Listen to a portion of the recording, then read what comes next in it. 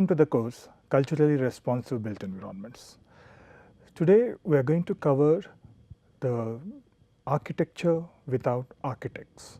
So initially, as we have discussed in the vernacular architecture introduction, we did discuss about one of the prominent person's work of Bernard Roorkee, Architecture Without Architects. So in this lecture, I am going to brief about what he has acknowledged and what are the varieties of contributions and how people dwell in it, and what are the various material factors into it, environmental factors into it. And then with having a brief discussion on Bernard Roorkee's work, and I will also introduce you to, in the contemporary practice, how different agencies are working towards the material aspects into it and how they are able to engage the community, and as well as how they are moving from a singular vision to a shared vision of building. So there are two stories which I'll be presenting towards the end. In fact, where he talks about this vernacular architecture as a kind of non-pedigreed architecture. And that is where this book is one of the important contribution of Bernard Roorkee's work, and it was originally published by the Museum of Modern Art in New York. So it actually covers a very wide range of the whole world's pictures and the details of small details of how starting from amphitheaters to burial grounds and the cemeteries and to the dwelling places to the towns and to the engineering without engineers, the technology aspect of it. So it covers a very wide range of the indigenous systems. So I'll present you a brief of few examples what Roorkee have talked about. So when we talk about a macro level understanding of a landscape, how the Incas have understood the topography and the landscape nature of it, and how they made the amphitheaters. We call it as muyu ure, which is muyu means round or a circle, and ure is below or at the background. So that is how a name has been derived. And you can see in the Inca civilization near Peru, where we can find 4 amphitheaters. 4 of them are in a kind of round form, and one is in a horseshoe form. So these are actually built by the Inca tribe of the Maras and accommodates about 60,000 people. So today, if you are talking about a cricket stadium and open stadium, which is talking about 30,000 capacity, just imagine in those days they have visualized about 60,000 capacities. They got still 12 terraces still exist, and which are about 6 feet high and 23 feet wide. Whereas the lowest circular platform, which you see here, is about 80 to 132 feet in dia. So that is about 80 feet to 132. So that is how they vary. But ideally, if you look at the present photograph, the color photograph of this, like you can easily get in the internet of easyperuadventures.com. And so the idea is, initially it was, there are different assumptions on it. One assumption which we talked about is kind of amphitheater. But there are also other assumptions, because gradually, due to lack of maintenance, and then the pastoral lands have developed on it. So one of the function which also been documented is about it's a center of Inca agricultural research, where experiments were conducted at different heights crop, and the separation and position of these platforms produces a gradient of microclimates, having the center of concentric circular terraces a higher temperature. So basically, each level which provides you with different temperatures, and with each platform that goes up, the climate is changing, and therefore decreases the heat and temperatures are lower. So basically, the valley sort of thing, from where you go up and the climate is changing, and the heat and the temperatures becomes lower.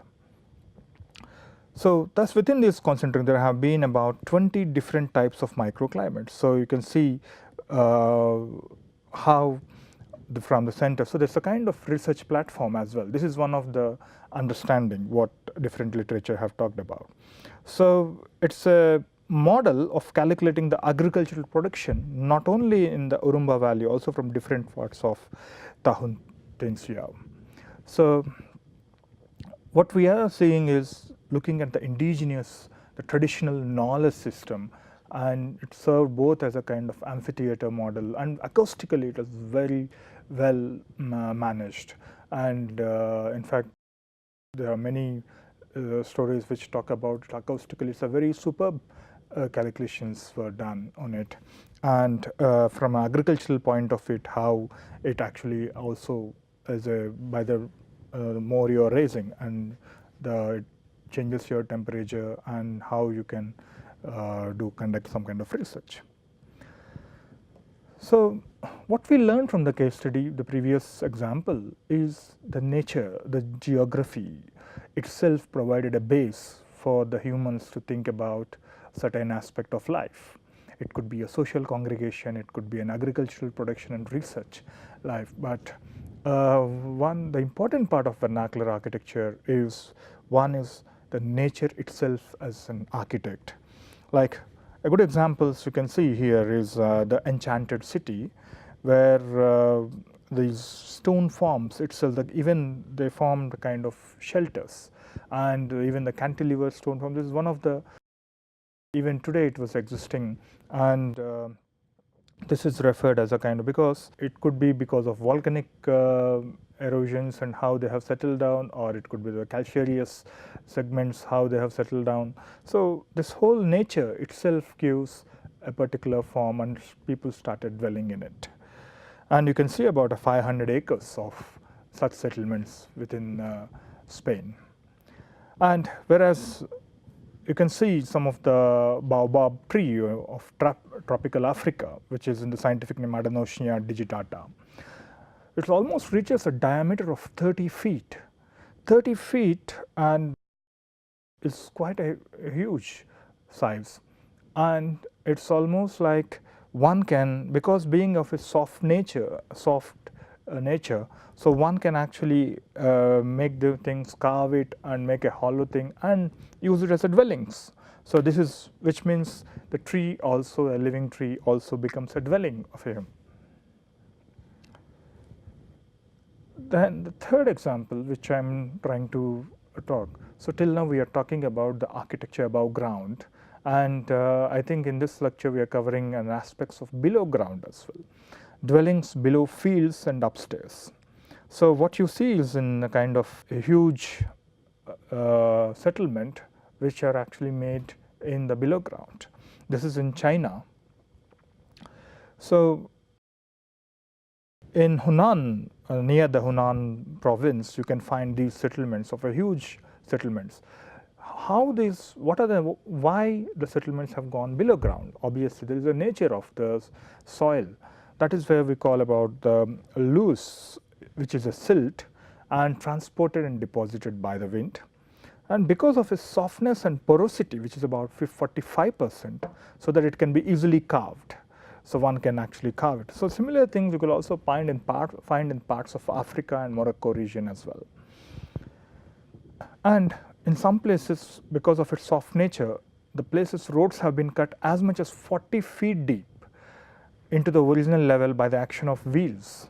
And you can find these settlements in Hunan, Shanxi, and Gansu. Almost 10 million people live in hollowed out from loose. So obviously, man is making the best use of the natural form of the climate and as well as the geography. So these pits, what you are seeing is about almost the size of a tennis court, an eighth of an acre. And the vertical sides will be about, you have 25 to 30 feet high. And you have a L-shaped stairs to the apartments below, which are about 30 feet wide and 15 feet depth. But whereas the height, you have a kind of vaulted ceiling into the roof, and that is about 15 feet height.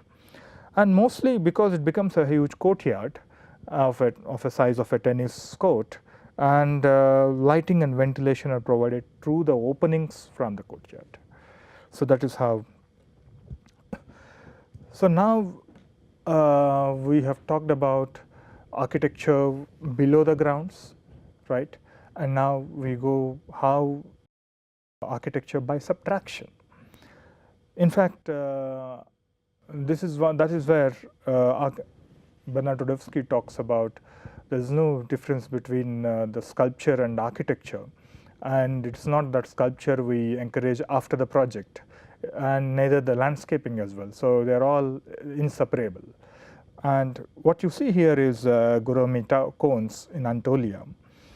And again, here, because of the erosion and because of volcanic activities in the past, and you can see similar things in Cappadocia as well and in Anatolia. So all these stone boulders, you can see the man's dwelling. You know, these are some of the plans which someone else has done, and you can see 3 levels. And such towers you can see at the size of a small tent till almost 16-storied height, 16-storied height of these towers. And today's condition is, so it's all, and this is where one has to think about. So what we are looking at is these towers, and surrounding it the whole modern atmosphere, the modern built environments, the buildings have come up, and which still it is dominating, but at the same time how these premises are maintained and how one can take care of these particular aspects, and at the same time the conservation aspect of it, because these are very good examples of how man has accommodated with nature. And so while we are doing a planning situation of any city of Anatolia or anything, obviously what kind of care has to go into it, and how its buffer zones could be created. And because the whole set, because even if any small disaster occurs, if any destruction happens, obviously it is going to be a huge loss, not only to the particular boulder, but the cone, but to its adjacent areas who are residing there, because it's a huge boulder. And then we talked about architecture without architects, but you see the indigenous systems of engineering without engineers. That's what Rudowski calls. So where he brings an example of a timeless Syrian waterwheel, how it is almost about 64 feet tall, and does, it basically lifts the water from Orontes River into the aqueducts for both houses and gardens of Hama. And this actually does a duty both as a combination of Ferris wheel and as a diving board for Hama's privileged youth. So because this session we are talking about these material aspects, so we talked about the silt, the loose soil kind of thing, how it have been taken into form, and we have taken the rock, the stones, and how they have been accommodated, and then we try to cover with the kind of timber, which is a bamboo, and the grass structures we talk about.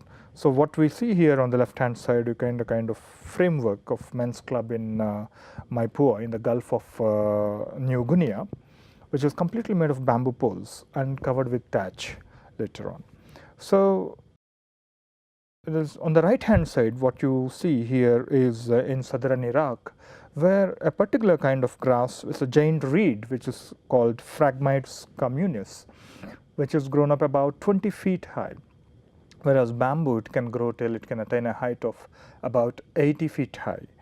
And we always consider bamboo as a tree, but it's so flexible, it could be considered as a bamboo as a grass. It's not a tree, it's a grass. That's what Rudowski points out. So it can attain even at the size of 80 feet high. So obviously this whole, and in today's current contemporary practices also, the bamboo is very much, especially in Vietnam and Papua New Guinea and all these places, you can see bamboo is extensively used. And many famous architects, they in the Southeast Asia, they have really contributed very much into the architecture using bamboo techniques. And even in India, we have many explorations done using bamboo missions, and a lot of work has been done. And in the right hand structure, what they do is first they try to put the poles into the ground, and then they try to bend it, and once they bend it, then they make the frame out of it, and then they cover with the kind of grass sort of thing. And we talked about grass, we talked about the timber aspect of it, we talked about the stone, we talked about the soil, and look at this, a kind of a Jambian herdsman. It's a small village, but what you see is a kind of garland sort of thing. But here, these particular places, why they are made into a circular shape, why these dwellings are not in a linear or any other haphazard state, but why there is a reason behind. There's an ecological reason and there's a biological reason into it.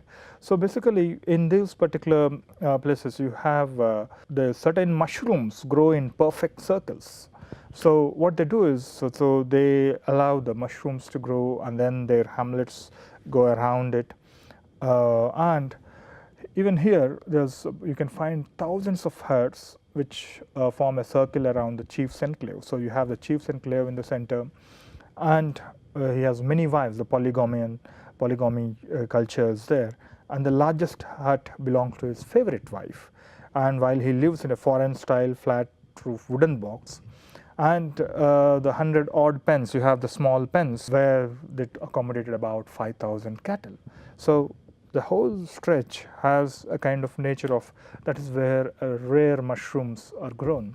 Even if you go in the forest of Chhattisgarh, that is sal, under the sal trees, how specific mushrooms are grown and how people cultivate these. It's very amazing to see all these aspects. So in a conclusion of what we discussed from the landscape point of it, from the sculpture point of it, and as well as how people are building the architecture aspect of it. That is what Rodowsky talks about. The great builders draw no line between sculpture and architecture. With them, sculpture is not commissioned as an afterthought or budgetary role. So neither is so-called landscaping. The three are inseparable. So one has to understand, being an architect, so now today, as I said, we briefly discussed about Bernard Rodowsky's work, but what we are trying to understand is, on one side, it is the larger topography one has to, and the geographical aspects of it, and how different cultures made interpret it in different way, and how they accommodated themselves. In Chinese context, how they understood the geological aspects into it, and how they accommodated that. And whereas in the Incan civilizations, how they made a bigger communal structures like amphitheaters, and as well as it could be a research platform for agriculture. And whereas in Anatolian range, where we are looking at the kind of how they accommodated without disturbing much of the nature, how they accommodated themselves within these boulders. And further up, how they're using the locally grown grasses like bamboos, and how the giant structures were built. And further up, how looking at the ecological condition and how the source of income of the rare mushrooms, how the hamlet, how it determined the form, and at the same time the cultural aspects also are embedded within it. So now, till now we have learned about this documentation aspect of it, but in the practice, how different agencies are working in the field of vernacular architecture. Of course, there are many, and many. So the list is not limited. It's almost an infinite. Many corners of the world, people are working. But today, for this lecture, I'm just showing you two examples. One is a Hunarshala initiative. So the first one actually talks about, it was in Bhuj, after the Gujarat earthquake in 2001, and that is where it was a Kutch Navnirman Abhiyan, later framed into the kind of Hunarshala, and how they started engaging with the communities, the local communities, and because that is one big initiative where the public participation was made a huge effort, and that is where they have shown scope for the employment and also innovated new technologies and transfer of technologies from, especially from the compressed stabilized blocks from Auroville, and as well as some of the crafts, how the decorative item, how we can learn from the locals, how we can learn from the villagers and how they can be engaged in the construction process, how they can be trained, and at the same time, after a series of years, obviously certain housing projects were carried out. Also, they have also transferred the technologies from parts of Indonesia and how they can be accommodated within it. Obviously, the logistics aspect of it, the transport logistics, the material logistics, the skilled labor logistics, all has to be worked out.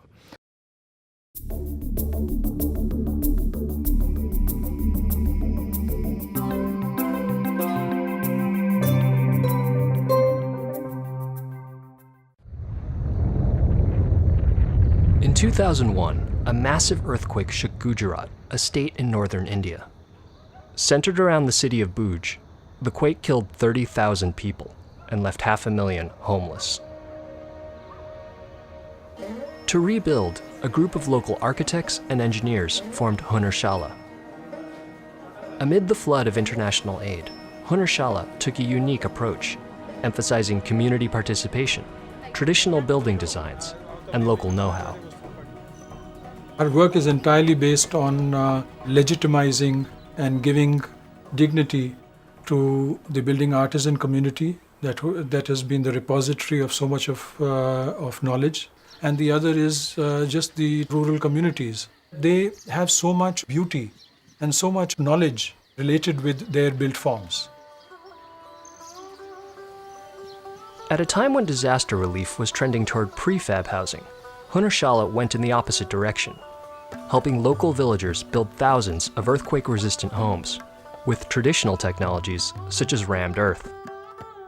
A lot of these materials like earth or bamboo, which are now being considered as environmentally good materials, were not being given a lot of importance, say 20 years ago. These knowledge systems in the villages were considered backward, and modernizing India was looking at steel and concrete as their materials for construction. But we have a hot climate and temperatures vary so much between the night and the day. And concrete cracks in such situations. To create buildings right for the region's climate, Hunarshala works with artisans whose craft has been shaped by those same local conditions. This workers' canteen, designed by Hunarshala, uses slatted walls for light and ventilation. The structure was built from reclaimed wood by a group of local carpenters. The implementation of these programs is within the hands of the communities themselves and their artisans, and not the juggernaut of contractors and developer lobbies. This entire building activity creates new artisans, new employment opportunities, and the cultural expression of their own communities is expressed the way they would like it to be. Hunarshala's emphasis on community participation also extends to advocacy work in urban planning and low-income housing development. Hunarshala, as members and citizens of the city, decided that we must focus on how cities should develop. We help the government and the citizens create dialogues and develop a vision for the city. We also helped about 500 families build their homes and developed a master plan for drinking water and solid waste management. Each community can sit down together and vision their future and see that this redevelopment actually helps them improve their economic conditions. In the years after their earthquake, Hunarshala began to work internationally on post-disaster reconstruction, implementing traditional building techniques from other communities. It's also brought these techniques back to Gujarat and taught them to local artisans. As part of its economic development work, Hunarshala supports these artisans in starting their own businesses, like this women's collective, specializing in thatched roof construction.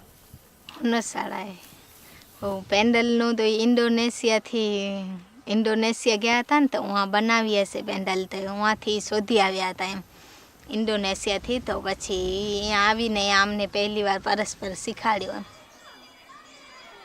અમદાવાદમાં સ્કૂલનું કામ કર્યું હતું જે અમે 14 લાખનું કર્યું છે કામ કાર્ડ બી અમારા છપાવ્યા છે એમ અમે બહેનો ને પછી એના એ કામ અમે કર્યું ને અમને કામ બધા મળ્યા ને અમને ફાયદો મળ્યો 12 મહિને તો એનામાંથી અમને ઘણું બધો અમારી જિંદગીમાં જ બદલાવ આવી ગયો છે એમ તો બહેનો બારે નીકળે કે ના નીકળવું જોઈએ એવું બધું લાગતું હતું. પણ હવે એવું બધું એમ થાય છે મનમાં કે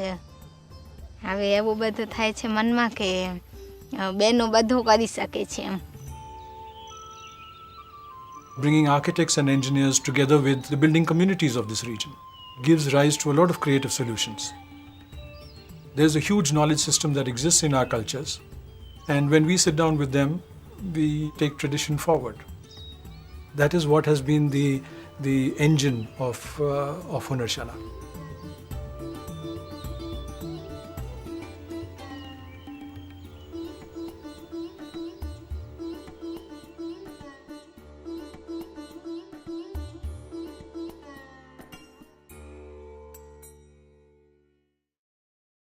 And similarly, there's another video which you can see from the school project of the handmade building in Bangladesh built by Anna Heringer.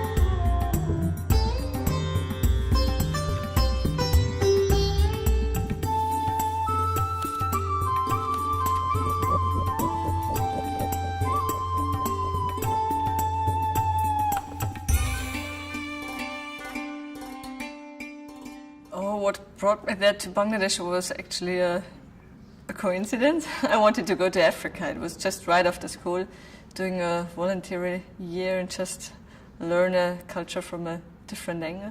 I was kind of in a crisis because I was really passionate about development work. I was passionate about architecture, and somehow I didn't know how to join the two things. And then I had the chance to do a workshop on earthen structures, and I just had this material in my hand. I thought, wow, that's the thing. I really want to work with this fantastic material, and it's everywhere in the world. It's available.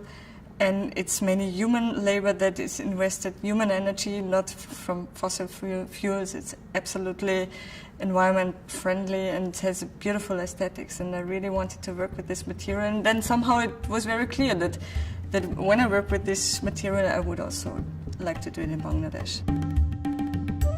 Earth and bamboo buildings exists a lot in Bangladesh, but the technology is very, very basic. What is my responsibility is to raise the dream of the people again, to build with their own materials and to be proud of what they reach with their own means and not with imported technologies and materials. The whole project was designed as having the school as a kind of representative public building where we can really prove that these materials can also do big structures.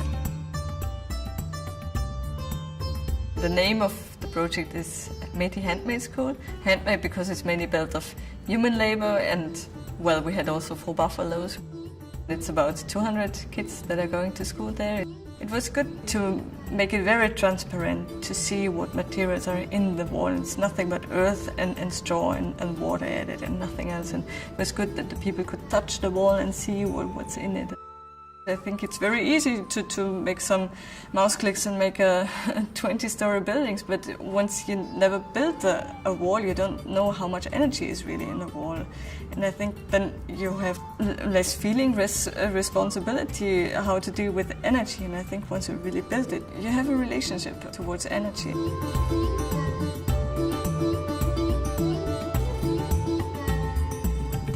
I always have to defend how earth buildings, how long can they last, but actually they can last a very long time, for hundreds of years, if you maintain them. And it's very easy to maintain them because you just need time and water for fixing the problems. If you don't maintain them, then there's no use to maintain them, then they can decompose and go back to the ground again. And I think that's a very positive thing of these structures, that they can go back without affecting the environment.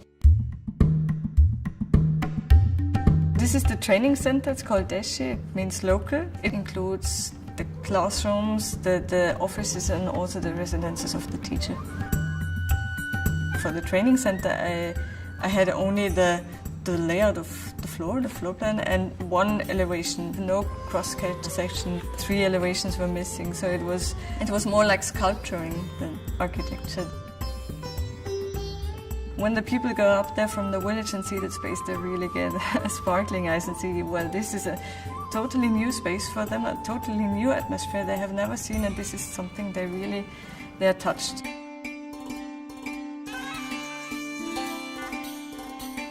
I think it's a basic right of the people to know how to build with what they find under their feet, and I think it's a material that is available everywhere in the world, and I think it's just something that is absolutely needed, that people know how to use that material.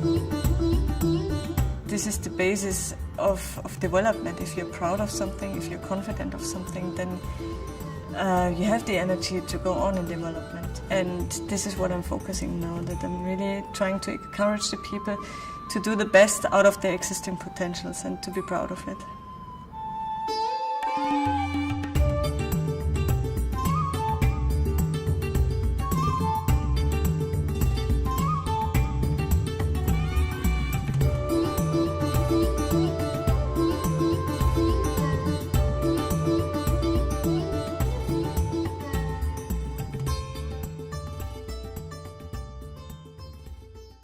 So these 2 examples will actually show you that how important is to understand the locale and how we can actually, it's very easy to build a building in an urban scenario, but it's very difficult to build a building in the rural scenario. Especially there are many challenges.